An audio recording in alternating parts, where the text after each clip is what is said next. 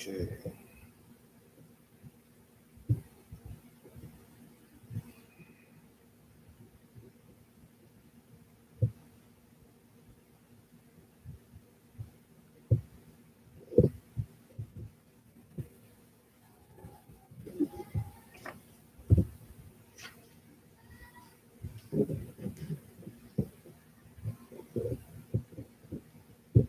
Okay. So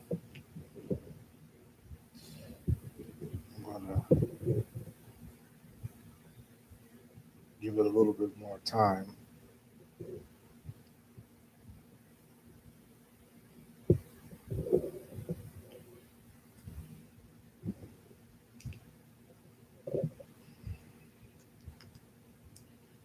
Okay.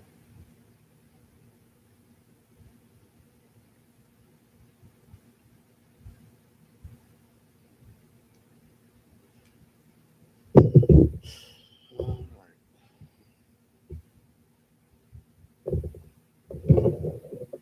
It's now 8 o'clock.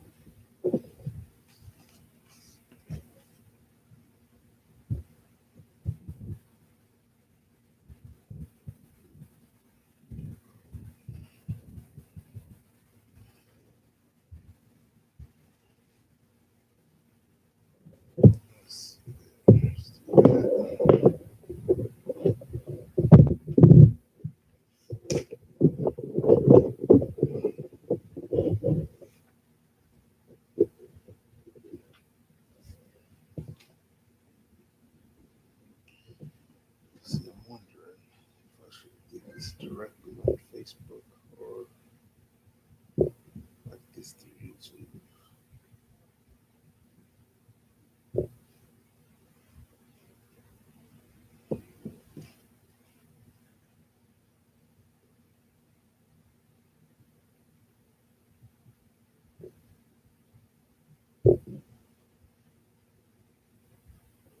Okay.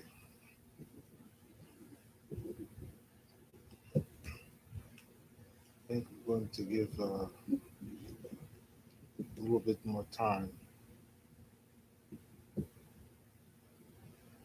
It's live now, but I'm gonna give it a little more time for people to come online.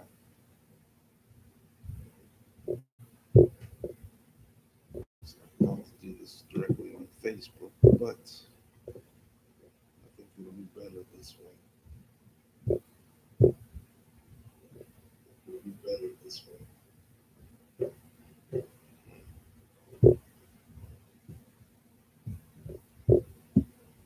Okay.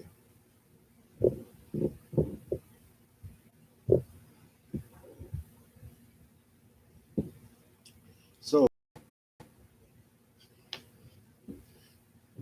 I'll begin.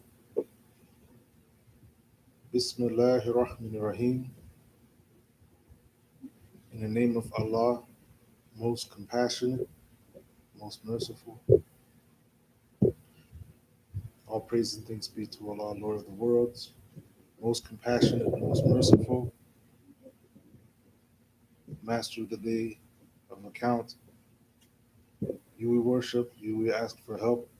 Guide us upon the way that is straight, the way of those on whom you have bestowed your grace and favor, not of those who have earned your anger or have gone astray. I mean, so to begin with, I am continuing this beginning. I want to acknowledge those who came before us, and uh, my prayer is that whatever I say here, whatever I talk about here, will be something uh, that those who came before us, uh, if they were here today with us, and in fact, in a way, they are, that they would appreciate, that they would appreciate from this effort of mine to communicate in light of what they left behind to us. Also, I want to give an acknowledgement um, to the people of our time, to our communities, to our ethnicity, our nations. Uh, I want to be able to acknowledge the different people amongst us who are forgotten. And by saying forgotten, that is, the most, they don't know them, you know, because of their poverty, because, of their not being in the mainstream, the limelight. And the people who are suffering, this prayer is for them as well. The people who are suffering um, for different reasons, not just because of the current you know event going on with this virus that is spreading across the world, but there have been people who are suffering and have been suffering and still are suffering to this day that you know warrant a greater reaction than what people are suddenly responding to now. And perhaps people are responding now because the problem is potentially something that can get a little closer to home for them, so they respond out of fear. So as you see, the title that is given to this particular um,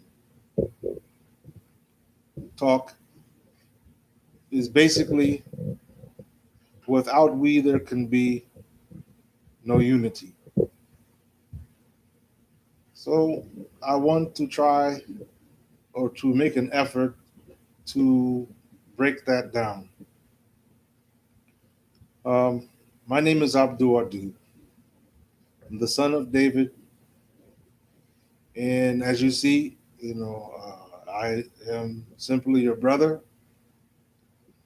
I've been given, titles, you know, through my life, but it's not something that I want that I wear on my forehead. Um, Whoever I am, whatever I am, hopefully, that's noticed more through what I manifest. So there have been discussions uh, being talked about through different communities, and it came across as a conversation in a community of my own concerning, the matter of, uh, you know, what will help to unify us, what would help to bring us closer together as a people.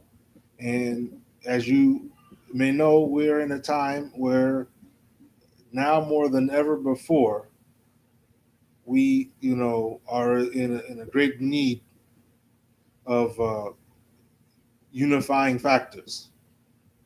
The problem is, if I could say that there is a problem, the problem is that there is no unifying thought.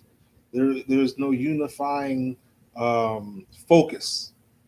There is only the passion for unity, and mind you, passion is essential. You want to have a desire for unity, but if you don't have the insight, the understanding of the tool or the tools, an understanding of the tools that bring about that unity, then we would be stuck in the same predicament uh, that we've been stuck in. The silly disputes and divisions and what have you, and the end result out of that being uh, no real unity. So, with that being said, I ask, what are our principles? What are our principles? What are our values? Who were we? What did we do? Who are we now? And what do we do? You know, it's easy for us to boast with pride who we are and from where we came. You know, we talk about, you know, what tribes we come from, what nations we come from, what kind of people we are. But we find ourselves in this predicament of suffering, and we find ourselves low. And the only way we find any sort of self esteem is, you know, whatever may assuage our egos. You know, the problem with that is that in reality, you know, these are, you know, simply things that boast up our, like I said, they boast up our egos, and they're not solid. They're not rooted anywhere. Why are they not rooted anywhere? Because we don't have the proper elements in place that defend who we say we are. If you give me a second here, let me plug this in here so that way this laptop doesn't phase. So um, it's not enough for us to simply say we used to be this or we used to be that. You know, you have some people who say, you know, uh, we like to pride ourselves with um, our tribal identities, our national or ethnic identities. You know, sometimes we even like to find those amongst us who will pride themselves because of some type of divine status, or you know, some type of a divine lineage. We go on, and yet here we are, you know, groveling on the ground, begging for those who we say are our adversaries, begging them for some type of relief, some type of sustenance, some type of permissions. Yet we're great people, you know. So we need to, you know, extract more from our passions, from our desires, rather than just words alone. So I say this: because of the rain and cold, you know that you want to be inside shelter. Shelter has rules for how it should be built, laws it must follow. The laws of this are not arbitrary or based on desires, but are derived from the sciences of the law itself. They are not invented, but recognized. This is in response to those who believe that you can have some sense of unity without the basis of spirituality and the foundation of religion. Now, I know that many people, you know, as soon as they hear the word spirituality, or even worse yet, religion, they turn away and flee. But yet at the same time, we boast of our ancestors and how much we pride of being their descendants, how great our ancestors were, and our great ancestors were in fact a spiritual and revered religious people. And this is before, you know, we know this is even before many of the modern doctrines that exist today. If you know that our ancestors have thrived uh, as an authority, or an original authority, before you had any of the popular or modern written scripts of the West, you know, the Bibles, the Qurans, you know, any books that have derived or spun off from any of those. We say that our ancestors were, you know, were great, and in fact they were. And if we identify the greatness of our ancestors, then why didn't we try on and consider their methods, their strategies? What did they do? And how is it that once we speak of what they do, for some reason in our mind, we think that some other method is going to work? So if our ancestors were as wise and as enlightened as we say they were, then we should also consider the knowledge that they passed down as being a manifestation of that wisdom, and we should be wanting to take on those as our tools for how to bring about this unity. Otherwise, we're only talking the talk, and those who only talk the talk and have no real desire to do anything are simply hypocrites. They're just barking with no bite. And our adversaries look at this and laugh. They know that all we're going to do is hold up signs and scream, in anger and rage, and raise our fists and everything else like that. But at the end of the day, we'll go home and do absolutely nothing but obey whatever they tell us to obey. It's a complete contradiction, but we want unity. And when those of us come to speak of the tools that bring about that unity, we get the door shut against us.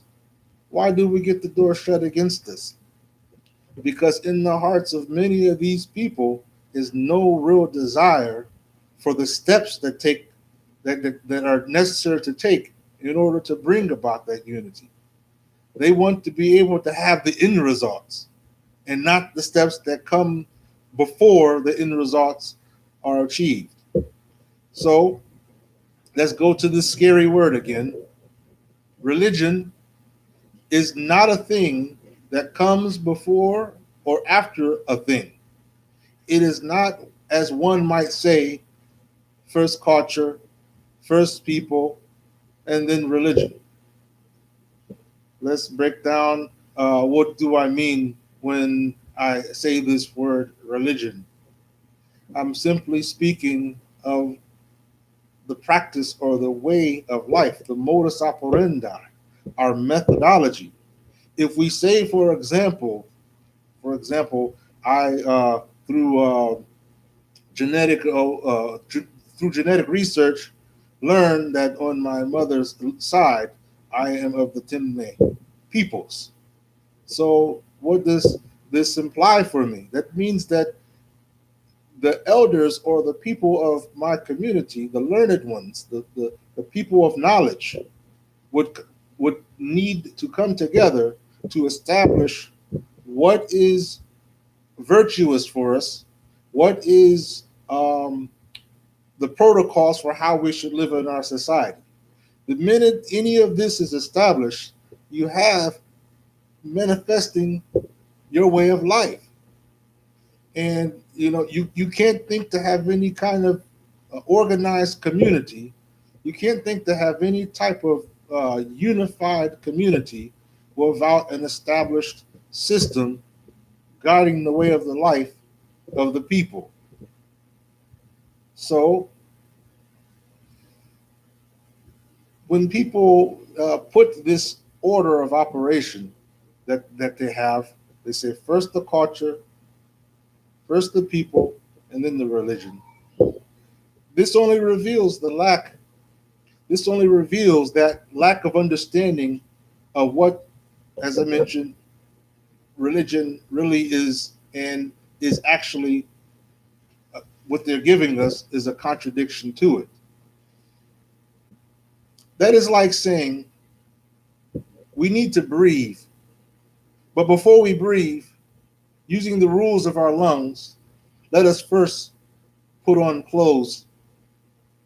Now, obviously, that doesn't make any sense, but this is the logic that's being presented when you say, "Let us present or let us build on our culture or our identities first, then we'll come to religion.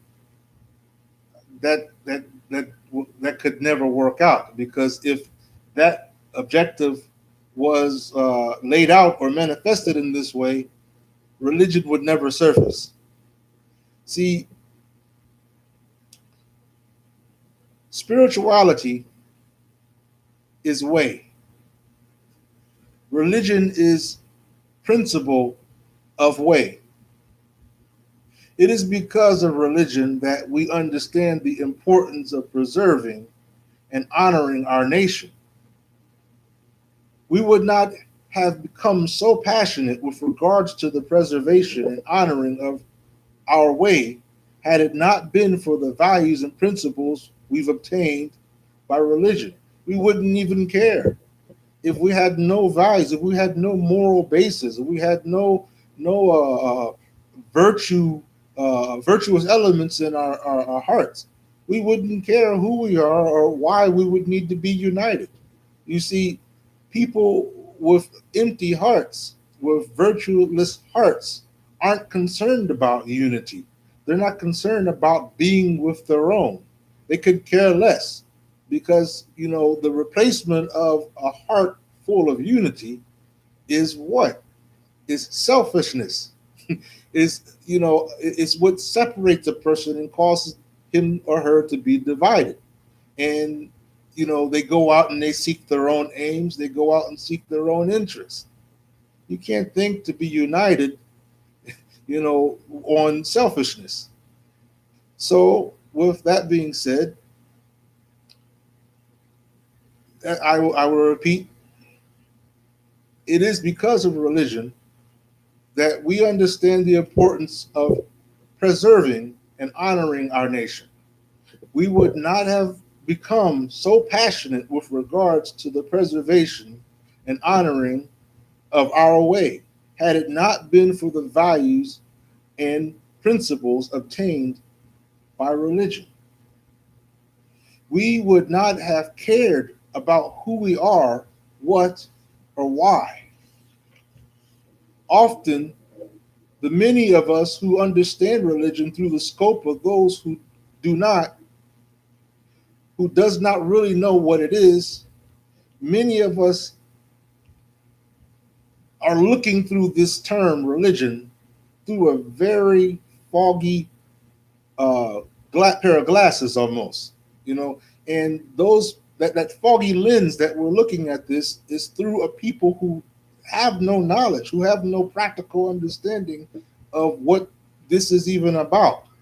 They go by popular concepts of what the populace thinks religion means, and as a result, they end up not actually practicing anything that means religion at all, but simply fashion statements, fashions, some type of dust dwelling concept.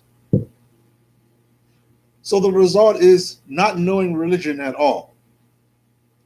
Of the principles of building a house are math and measurements.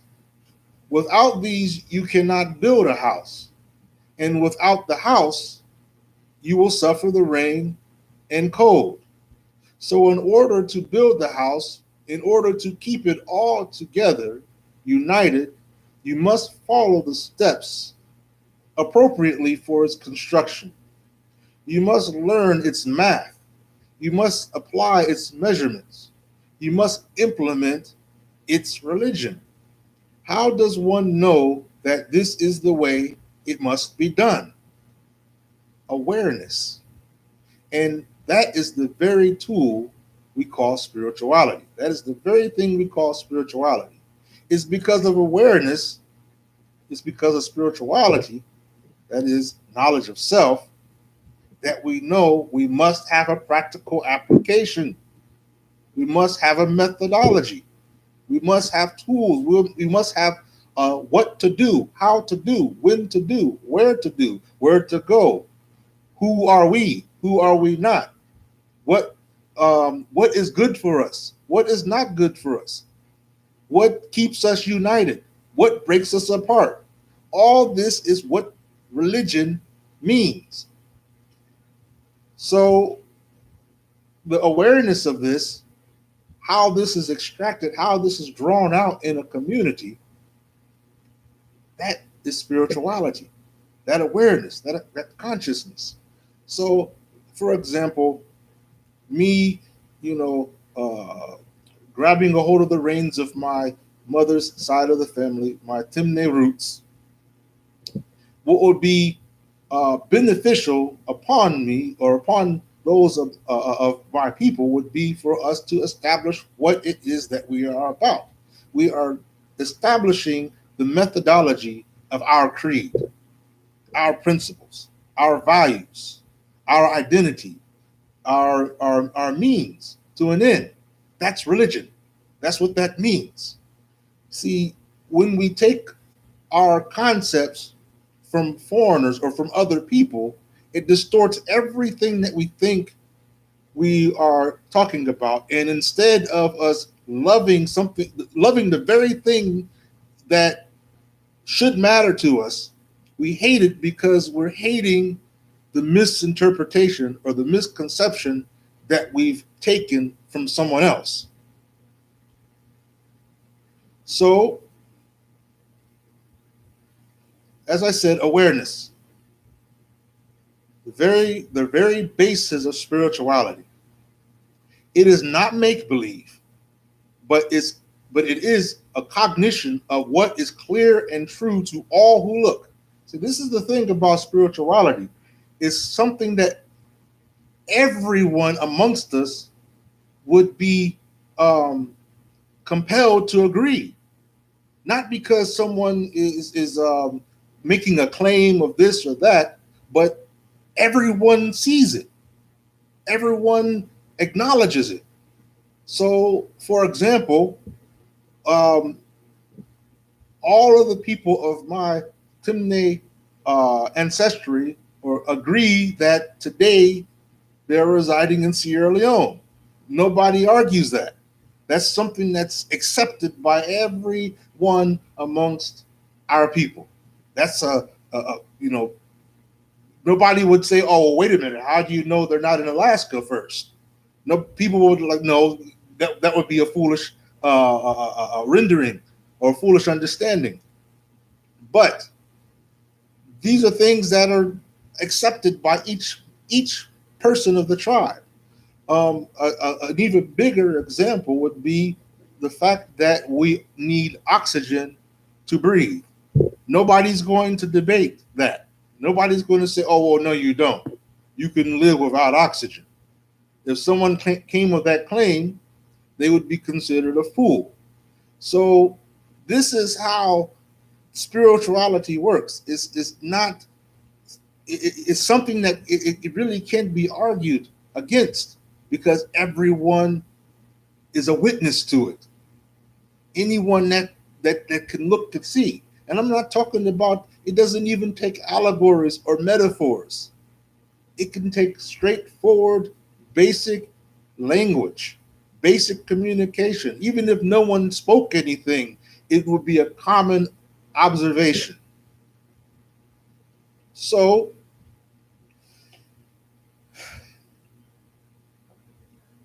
it spirituality is not bipartisan and can never be. It's not something that's broken in parts. It's not something that you can separate or split up or divide. You cannot make a separation in spirituality and still call it spirituality. Its methods cannot be one of division. Its its operation cannot be something that will cause us to be divided. You know, the thing that we are afraid of is the differences of opinions. And because our nature tends to motivate us to be attached to things. This is the lower aspects of our nature. We want to be attached to things, including concepts and ideas. So when it's one idea versus another idea, We say, well, no, my idea is the idea. And since your idea doesn't quite sound like my idea, uh, I disagree with you. And then we end up, bumping heads. And that's when the lines start to get drawn and we divide. Not because of spirituality. Spirituality, as I mentioned, it doesn't move. It doesn't divide. It's still there. If, for example, the lights on in the room, nobody could argue that. We couldn't have some people who decide to close their eyes and say, well, what if I say there isn't any light in the room? It doesn't change the fact that the light's still in the room. If the minute he opens his eyes, he sees what everyone else is capable of seeing without an argument. So, religion is only for one ultimate cause. The purpose of religion, meaning method or manner or modus operandi of life, the way of life,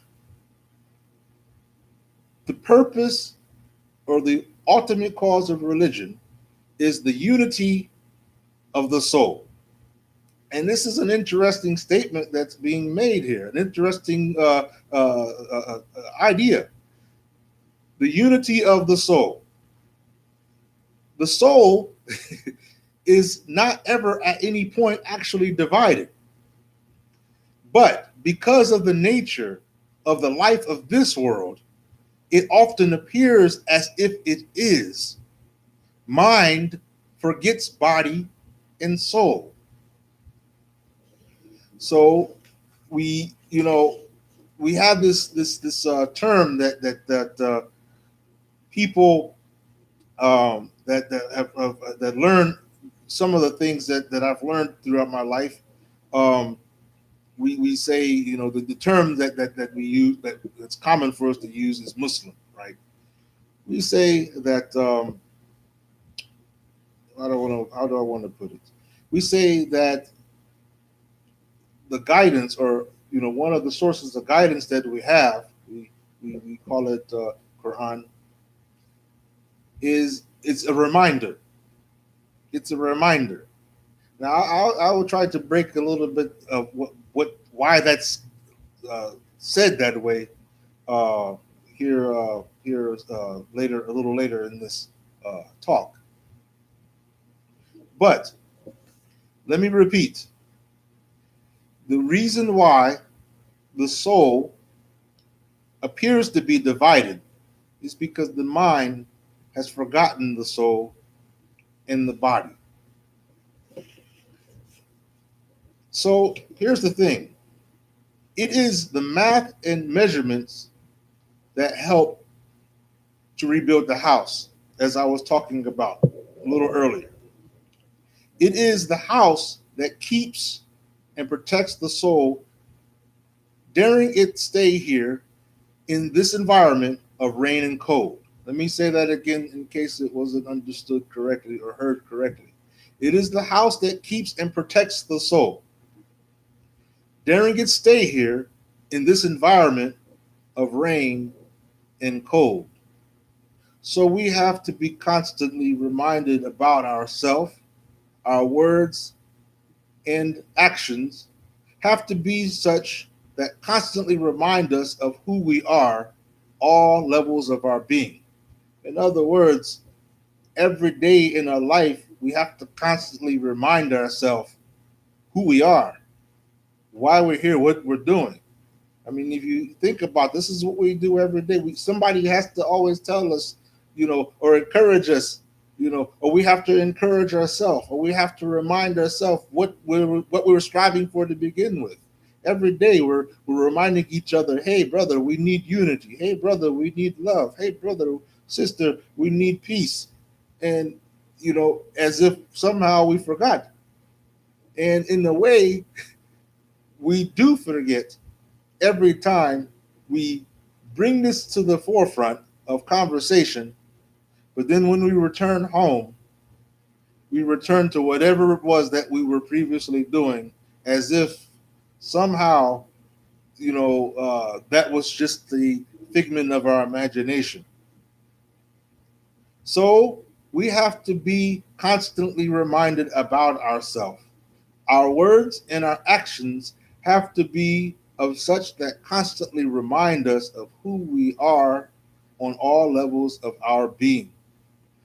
Who will not have any importance if we, let me say that again, who will not have any importance if what we intend to do is not known? So there can be no separation of religion from culture, from the identity of one's people, nation. It is not possible to put one before the other, as it is not possible to put putting on one's clothes before existing.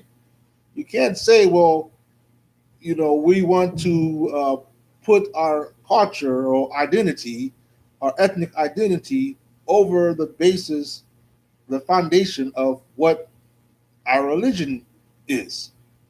It doesn't make any sense if the term, like I said, if religion is understood properly, that doesn't make any sense no more than you can say you're going to put on your clothes before you exist. It doesn't make any sense like that. If you do not exist, if you are not aware that you exist, what benefits are clothes? If you are a people, but you are not aware that you are, what benefit is culture? It all must work hand in hand as one whole flowing movement. Spirituality gives you the tools to see your own reflection in you, your own reflection in your fellow nation member, your fellow tribes person, your fellow kin. Spirituality gives you the tools to see your own reflection. Religion gives you the instructions on what to do about it. No nation has ever become successful who puts his shaman on the sideline only to call when some minuscule need arises. You don't find that in anyone's history. You don't find that in any type of great nation's story being told. You always find that their warrior and their great shaman were on the forefront equally. So, as I say again, no nation has ever become successful who puts his shaman, his spiritual leader, his imam, his sheikh, his elder on the sidelines, only to call when some minuscule need arises. And yet, no nation ever becomes successful who disregards the leadership of its warrior. In the history of those who succeed, the warriors and the scholars' role were equal, two sides of the same coin, because the importance of each were known and well taught. This is the same for conviction and action.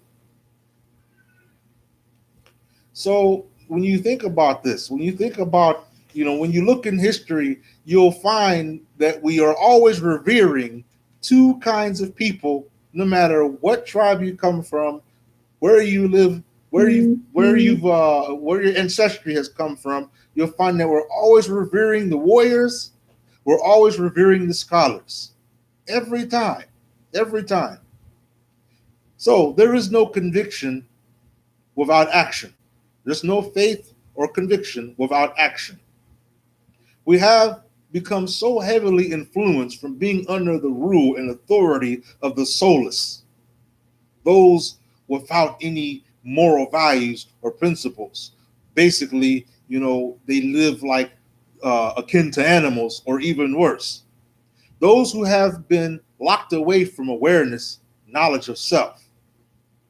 The result has been we have adopted their methods while abandoning our own. It is the dust dwelling, dust chasers, dust hoarding ones who believe that ego and its passions take the front seat. While spirituality and religion, heart and brain, somehow these things become inferior to everything else, to desires and passions. So I mentioned spirituality and religion. Then did you hear the words that I mentioned afterwards? I was making a parallel between two words: spirituality and religion, heart and brain, warrior and scholar. Do you see how that think of these as synonyms? By these words, I mean to say, while awareness and application of said awareness either take the back seat or have no seat at all. Now, notice that I have not mentioned once in a proper context Islam or Christianity or this one or that one. I didn't speak of these terms until now. These are either terms used to express a people's identity of awareness and application and their association with the aforementioned awareness and application.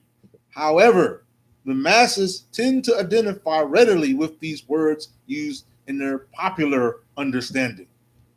So I tend to refrain from using certain words as these in a conversation like this because they will distort or be distorted by the popular concepts or the popular ideas that rule these words in today's time. And as a result, whatever is intended by what I'm saying would be misunderstood or completely ignored and not heard properly altogether. So these are either terms used to express a people's identity of awareness and application and their association with the aforementioned awareness and application. The masses tend to identify readily with the words used popularly. They have become artificial banners used to gather people in a general context, for whatever the reason, be the cause true or not. In other words, what's being said here is that in today's time, the term religion and spirituality have become so distorted and polluted in its meaning, hijacked, if you will, by popular opinion. And as a result, what was intended or meant or the object of spirituality and religion by definition is no longer applied by the popular, by the masses, by the majority. So as a result, when these words are used today, they tend not to imply what they may have meant in time before. So we look to our ancestors and consider how our ancestors applied these terms. So these terms are not really relevant when the principal context is understood. Whether I say a label for myself or don't, that's not going to be relevant if what I'm doing and what I'm speaking are not aligned together. So, had I mentioned these terms, because of the manner in which they are properly understood, would have been distorted. Any of the words I have said would have been chained up. It would have chained up my talk and blurred the message. This would have made what I have said impossible to hear. There is a great difference from what the majority understand compared to what the few understand. This is not the time or place to break this down properly, and perhaps in another speak, I can be able to build on that. Sufficient to say, a fewer people can see the single ant on the ground than the many around them who only hear about it. So the greater leaders learned that in order to unite a people, they must speak in a way that resonates in the middle, so that the high and low, the many and the few, can all benefit from what is intended to be understood by them. Our banner as a nation must be united across the board on all of our principles in every aspect. Without such unity, our success is not possible. We are a nation but we are united. Let me say this again. We are a nation, but we are a united nation when we are aware of the fact and apply that fact. We are a nation, but we are a united nation when we are aware of the fact and apply that fact. To sum up what I am saying, the importance of spirituality and religion, that is awareness of self and what to do about it in a method, are not secondary to the importance of who we are and what we are doing according to who we are. These two are essential, center, and inter parts of the whole. Just as the body cannot function properly if it all should any of its parts be severed or disabled. Neither can any nation operate properly should any of its parts be dismembered. Spirituality and religion are much like heart and brain. Neither of them can operate on its own. Moreover, if both together have no body, neither can operate properly.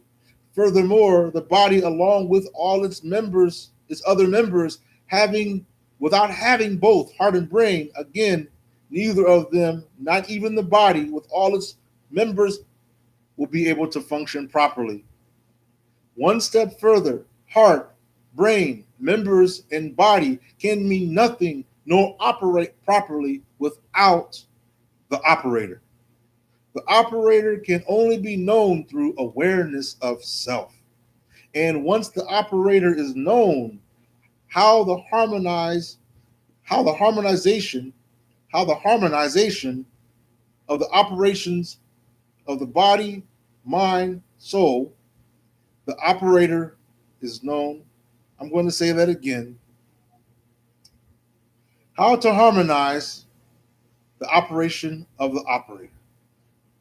So, without the operator can only be known through self awareness. And once the operator is known, how to harmonize the operations of the operator become known.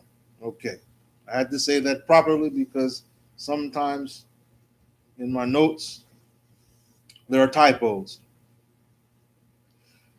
So, are what is communicated to heart and brain and then through the body to all its members. We therefore cannot ignore the operator, for such would be the same as ignoring who we are.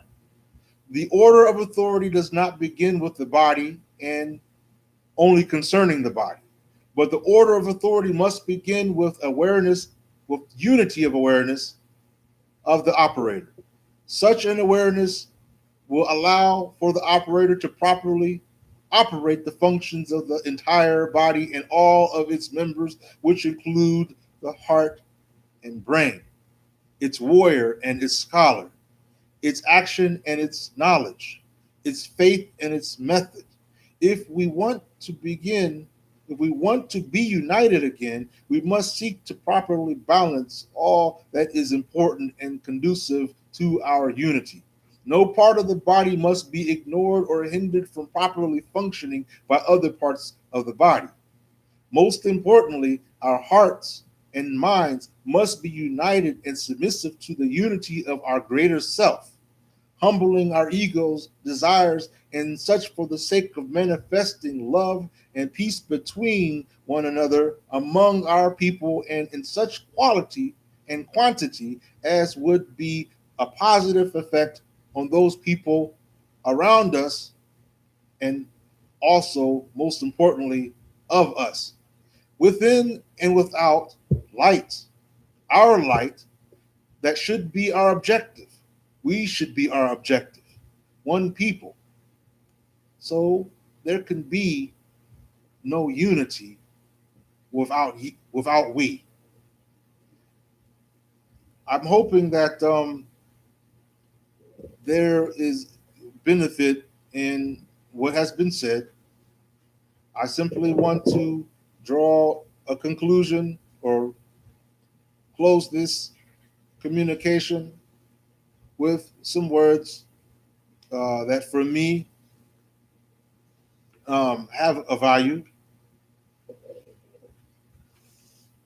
and it goes as this: O humanity, we created you from a single pair of male and female, and made you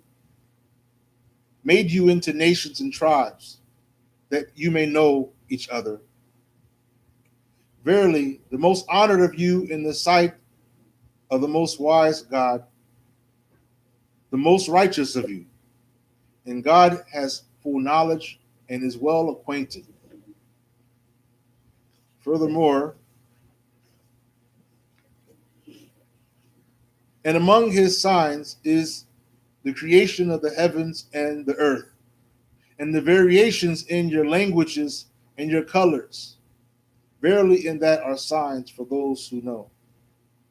So there is great value in the unity of a people. I have a great respect and a great appreciation for not only the knowledge that I descend on my mother's side from the Timneh line, and on my father's side from the Isan. But what's even more important to me is to know that there is a passion in the hearts of my people.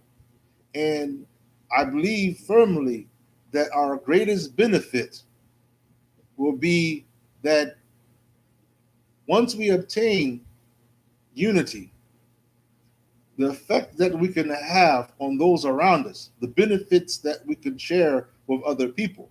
See, we cannot be a benefit to ourselves or other people without there being uh, a working, functioning unity amongst ourselves. We become reliable amongst ourselves. We become trustworthy amongst ourselves. We become loyal amongst ourselves. And this being seen by others becomes something that makes us worthy of appreciation by even them. You know, there's that saying that respect recognizes respect. So I want to leave with that. Um, hopefully, like I said, you could if you will, you could like or you could not like. You can share or you could not share. Um, I think that if you do share, that maybe there will be others who could benefit from the content of this talk. Um, for me, I would like that people could benefit because I don't like to talk in vain and just to be saying words just to be talking just to talk. I'd like there to be a value in what's been said. If I were to draw a blueprint, that's because I plan on building a house, not just to take the blueprint and put it on the wall for decoration. Um, this isn't for show. This isn't some kind of uh, political gimmick or something like that. And I know there's a lot of that going around. You've got Facebook heroes and YouTube scholars, and I'm none of those things. In fact, I would even recommend you, if you think that I'm some kind of scholar, I would recommend that you reconsider your thoughts, because in this what we call life, you know student is even a hard word for me to carry upon my plate here. Student, because there's so much to learn, there's so much to know, that, and it doesn't stop. It doesn't stop. you know it's hard to become aware of this fact when our minds and hearts are so preoccupied with despair and pessimism and differences and hatred.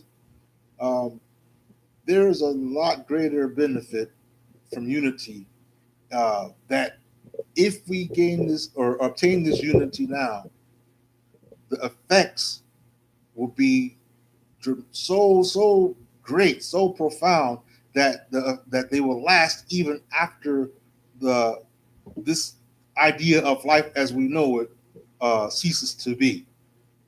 So, with that said, I don't want to ramble.